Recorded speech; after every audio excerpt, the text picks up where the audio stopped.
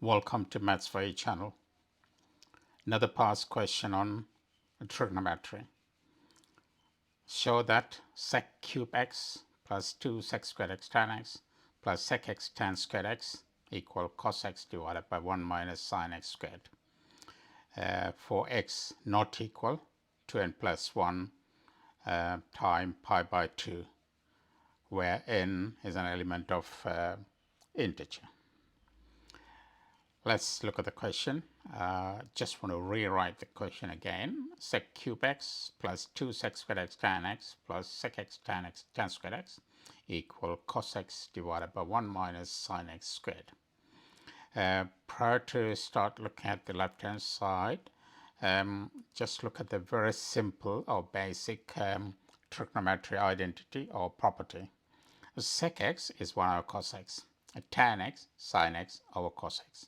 So the left hand side, I'm going to convert every component into cos and sine. So the first one, sec cube x, is 1 over cos cube x.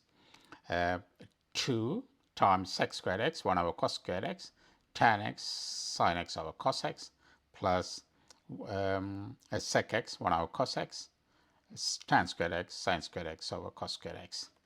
If you look at it, the cos cube x will be the denominator for each component of the left hand side. So the LCM will be cos cube x. If that's the case, first one, 1 plus 2 sin x plus sin squared x. If you look at that 1 plus 2 sin squared, 2 sin x sin squared x, it's very simple quadratic function. Say for example 1 plus 2x plus x squared or x squared plus 2x plus 1. To factorize it, it's straightforward, x plus 1 squared. So the same thing I'm doing it here. 1 plus 2 sin x plus sin squared x is 1 plus sin x whole thing to the power of 2. And the bottom one, cos cube x, I have separate that cos squared x and cos x for reason. The numerator 1 plus sin x squared, and the denominator, we know sin squared plus cos squared x equal 1. Therefore, we can write cos squared x in terms of sin squared x. That is 1 minus sin squared x. So cos squared x equal 1 minus sin squared x and cos x. Then further, 1 plus sin x squared, the numerator, and the denominator we can separate that 1 minus sin squared x. If it's a squared minus b, we can write it as a plus b times a minus b. Simple algebraic property. So 1 minus sin squared x can be written as 1 minus sin x times 1 plus sin x and cos x.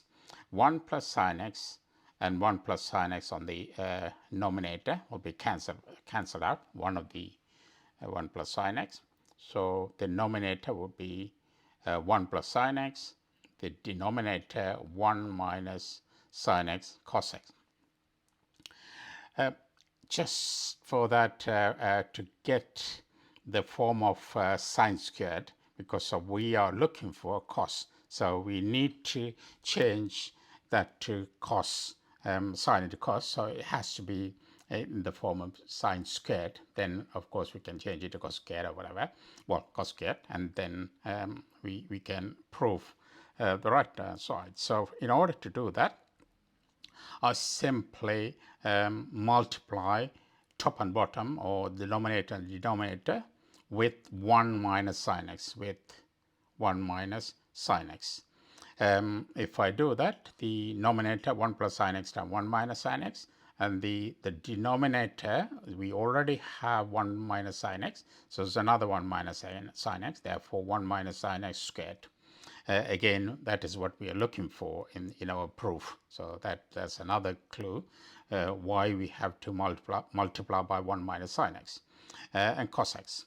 So the top one is the form of a plus b times a minus b.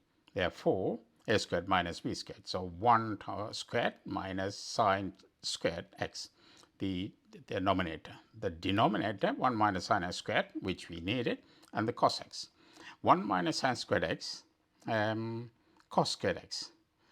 Because of sin squared x plus cos squared x equal 1. Therefore, 1 minus sin squared x equal cos squared x. So cos squared x divided by 1 minus sin squared x times cos x. So one of the cos x on the numerator will be cancelled out with cos x on the denominator. So what we left with, cos x divided by 1 minus sin x squared. That is exactly what we have been asked to prove. Just to give you a bit of explanation of why they said x should not be equal to the multiple of pi by 2. If it's so, the sine pi by 2 or multiple of sine pi by 2 is 1. So if you look at the denominator, 1 minus sine x become 0. So cos x of 0, undefined results or undefined the function. Therefore, they have given x should not be equal to the multiple of pi by 2. And again, n is an element of integer. Thank you, that's done. It's just a little question for you. You shouldn't use a calculator, and it wouldn't take more than 2 seconds. The question is, sine 23 degree times cos 67 degree plus cos 23 degree times sine 67 degree equal what? You can answer within second without calculator. If you can, put your answer in the comment section. Thank you. Please subscribe the channel. Subscription is not a big deal. Please share the contents to other students or other potential users. If they can benefit, that'd be good. I just want to reach many people. I just want many people to benefit from this if it's useful, of course. Thank you.